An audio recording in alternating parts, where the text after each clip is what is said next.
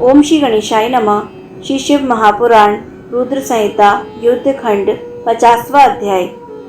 इस अध्याय में हम जानेंगे शुक्राचार्य द्वारा काशी में शुक्रेश्वर लिंग की स्थापना कर उनकी आराधना करना, मूर्ति अष्टक स्तोत्र से उनका स्तवन, शिव जी का प्रसन्न होकर उन्हें मृत संजीवनी विद्या प्रदान करना और ग्रहों के मध्य प्रतिष्ठित करना। सनत कुमार बोले, हे व्यास, मृत्युंजय नामक शिव जी से जिस प्रकार शुक्राचार्य मुनि ने मृत्युनाशिनी विद्या प्राप्त की, उसे आप सुने। पूर्व काल में भृगुपुत्र शुक्राचार्य वाराणसीपुरी में जाकर विश्वेश्वर प्रभु का ध्यान करते हुए दीर्घ काल तक तप करते रहे। हे वेद व्यास, उन्होंने वहां परमात्मा शिव का लिंग स्थापित किया और उसके सामने एक मनोहर कूप का निर्माण करवाया। उन्होंने द्रोण परिमाण के पंचामृत से उन देवेश को 1,00,000 बार स्नान करवाया और इसी प्रकार नाना प्रकार के सुगंधित द्रव्यों से भी 1,00,000 बार स्नान करवाया। उन्होंने देवेश का चंदन, यक्षकर्दम और सुगंधित उपटन से हजारों बार प्रीतिपूर्वक अनुलेप किया। उन्होंने राजचंपक, धतूरा, कनेर, कमल, मालती, कर्णिकार, कदम्ब, बकुल, उत्पल, मल्लिका, शतपत्री, सिंधुवार, किंशुक, बंदूक पुष्प, पुन्नाग, केशर, नागकेशर, नवमल्ली, चिबिलिक, कुंद, मुचुकुंद, मंदार, बेलपत्र, द्रोण, मरुबक, ब्रक, ग्रंथिपर्ण, दमनक, सुरमय, आम्रपत्र, तुलसी, देवगंधारी, बृहत्पत्री, कुंशाकुर, नंदधावर्त, अगस्त्य, साल, देवदारू, कचनार, कुर्बक, दुर्वांकुर, कुरुंटक, इन प्रत्येक पुष्पों से तथा अनेक प्रकार के दूसरे मनोहर पल्लवों, पत्तों तथा कमलों से सावधान चित्त हो प्रीतिपूर्वक शिव जी का पूजन किया। तदंतर उन्होंने गीत, नृत्य, उपहार, बहुत सी स्तुतियों, शिव सहस्त्र नाम स्तोत्र तथा अन्य स्तुतियों से शिव जी को प्रसन्न किया। इस प्रकार शुक्राचार्य 5,000 वर्ष पर्यंत नाना प्रकार की अर्चन विधि से महेश्वर शिव की पूजा करते रहे। जब उन्होंने शिव जी को वरदान के लिए थोड़ा भी उन्मुख न देखा, तब अत्यंत कठिन दूसरा नियम धारण किया।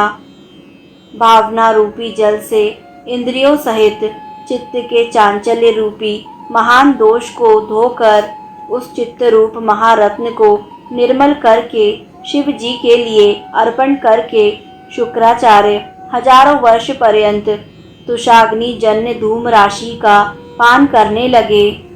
इस प्रकार दृढ़ मन वाला होकर घोर तप करते हुए उनको देखकर शिव जी शुक्राचार्य पर अत्यंत प्रसन्न हो गए और हजारों सूर्यों से भी अधिक तेज वाले दाक्षायणीपति विरूपाक्ष शिव जी उस लिंग से प्रकट होकर कहने लगे। महेश्वर बोले, हे तपोनिधे, हे महाभाग, हे महामुनि, हे भृगुपुत्र, मैं आपके इस तप से विशेष रूप से प्रसन्न हूँ। हे भार्गव, आप अपना मनोभिलषित समस्त वर मांगिए, मैं प्रसन्न होकर आपकी सभी कामनाएं पूर्ण करूँगा। आपके लिए कुछ भी अदेय नहीं है। सनत कुमार बोले, शिव जी के इस अत्यंत सुख देने वाले श्रेष्ठ वचन को सुनकर शुक्राचार्य हर्षित हो गए और आनंद समुद्र में निमग्न हो गए। कमल के समान नेत्र वाले तथा हर्षातिरेक से रोमांचित विग्रह वाले शुक्राचार्य ने प्रसन्नता पूर्वक शिव जी को प्रणाम किया और प्रफुल्लित नेत्रों वाला होकर सिर पर अंजलि लगाकर जय जयकार करते हुए बड़ी प्रसन्नता से वे अष्टमूर्ति शिव जी की स्तुति करने लगे। भार्गव बोले, हे जगदीश्वर, आप अपने तेज से समस्त अंधकार को दूर कर रात में विचरण करने वाले राक्षसों के मनोरथों को नष्ट कर देते हैं। हे दिनमणे, आप त्रिलोकी का हित करने के लिए आकाश में सूर्य से प्रकाशित हो रहे हैं। ऐसे आपको नमस्कार है। हे हिमांशु, आप पृथ्वी तथा आकाश में समस्त प्राणियों के नेत्र बनकर चंद्र रूप से विराजमान हैं और लोक में व्याप्त अंधकार का नाश करने वाले एवं अमृत की किरणों से युक्त हैं। हे अमृतमय, आपको नमस्कार है। हे भुवन जीवन, आप पावन पथ योग मार्ग का आश्रय लेने वालों की सदा गति तथा उपास्य देव हैं। इस जगत में आपके बिना कौन जीवित रह सकता है। आप वायु रूप से समस्त प्राणियों का वर्धन करने वाले और सर्प कुलों को संतुष्ट करने वाले हैं। हे सर्वव्यापिन, आपको नमस्कार है।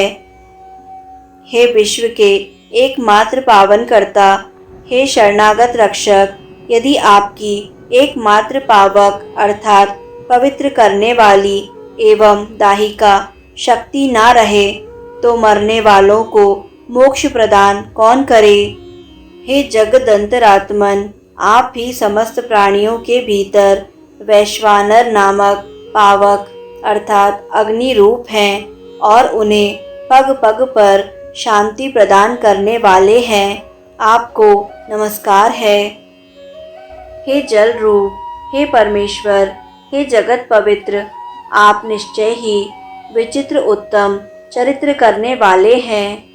हे विश्वनाथ, आपका यह अमल पानीय रूप अवगाहन मात्र से विश्व को पवित्र करने वाला है, अतः आपको नमस्कार करता हूँ।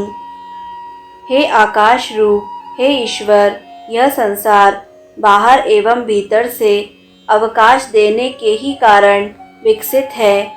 हे दयामय, आपसे ही यह संसार स्वभावतः सदा श्वास लेता है और आपसे ही यह संकोच को प्राप्त होता है, अतः आपको प्रणाम करता हूँ।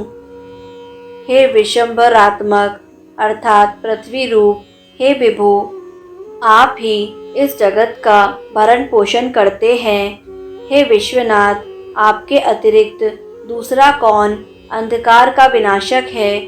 हे अहिभूषण, मेरे अज्ञान रूपी अंधकार को आप दूर करें। आप स्तवनीय पुरुषों में सबसे श्रेष्ठ हैं, अतः आप परमात्मा को मैं नमस्कार करता हूँ। हे आत्मस्वरूप, हे हर, आपकी इन रूप परंपराओं से यह सारा चराचर जगत विस्तार को प्राप्त हुआ है। सबकी अंतरात्मा में निवास करने वाले हे प्रतिरूप, हे अष्टमूर्ते, मैं भी आपका जन हूँ। मैं आपको नित्य नमस्कार करता हूँ।